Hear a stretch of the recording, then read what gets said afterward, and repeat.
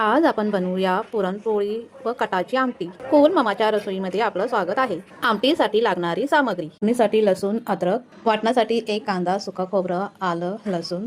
गॅसवर कढई ठेवली आहे। कढई गरम झाली की सर्व अख्खे मसाले त्यात थोडेसे भाजून घेऊया। अख्खे मसाले थोडेसे भाजले गेले की त्यात सुका खोबरं ही घालून छान परतून घेऊया। मसाले थोडेसे खरपूस भाजले की ते काढून घेऊया।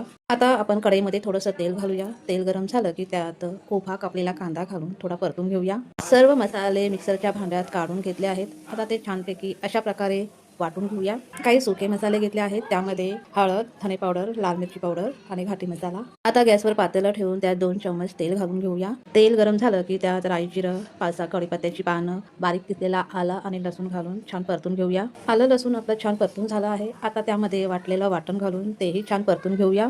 मिक्सरच्या भांड्यात थोडंसं पाणी घालून तेही मसाल्यामध्ये घालून छानपैकी मिक्स करून भाजून घेऊया। आपलं वाटणही छान भाजलं आहे।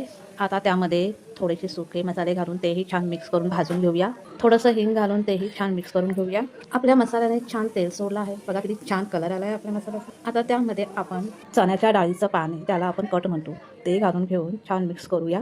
आमटीमध्ये 1 छोटा चमचा आगळ घालूया। तुमच्याकडे जर का आगळ नसेल तर तुम्ही लिंबू जरी घातला तरी चालेल। छान मिक्स करून 5 मिनिटं उकळी येऊ देऊया। आपल्या आमटीला छान उकळी आले आहे, त्यावर आपण आता थोडीशी हिरवी कोथिंबीर घालूया। पुरणासाठी मी 1 वाटी चण्याची डाळ रात्रभर भिजत ठेवली होती। चण्याची डाळ छान 2 वेळा धुवून घेतली आहे। आता त्यामध्ये अर्धा चमच हळद घालून कुकरला 5 ते 6 शिटी करून घेऊया। आपली डाळ ही छान शिजून तयार आहे। एका पॅन मध्ये आपण डाळ छानपैकी फेटून घेऊया।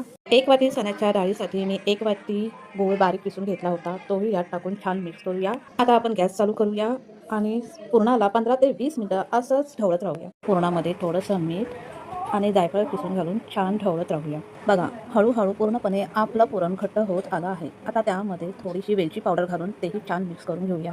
आपलं पुरण ही बनून तयार आहे। आता त्याला दुसऱ्या भांड्यात काढून एका साईडला थंड होण्यासाठी ठेवून देऊया। आता आपण परात घेऊया। परातीमध्ये गव्हाचं पीठ चाळून घेऊ। त्यामध्ये अर्धा चमचा हळद, थोडंसं मीठ घालू आणि थोडं पाणी घालून पीठ छानपैकी मळून घेऊया। थोडंसं तेल लावून परत एकदा छान मळून घेऊया। 5 मिनिटं साईडला ठेवून देऊया।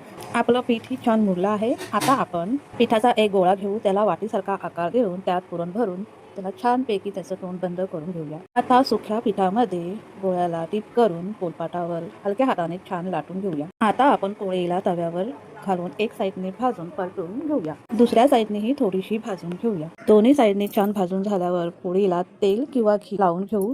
अशा प्रकारे सर्व पुरणपोळ्या बनवून घेऊया। आपली महाराष्ट्रीयन डिश पुरणपोळी व कटाची आमटी बनवून तयार आहे। बघा किती छान झणझणीत आमटी बरोबर गरम गरम पुरणाची पोळी म्हणजे सोने पे सुहागा। एकदा बनवून खाऊन पहा आणि माझ्या रेसिपीला लाईक, शेअर, सबस्क्राईब आणि कमेंट करा।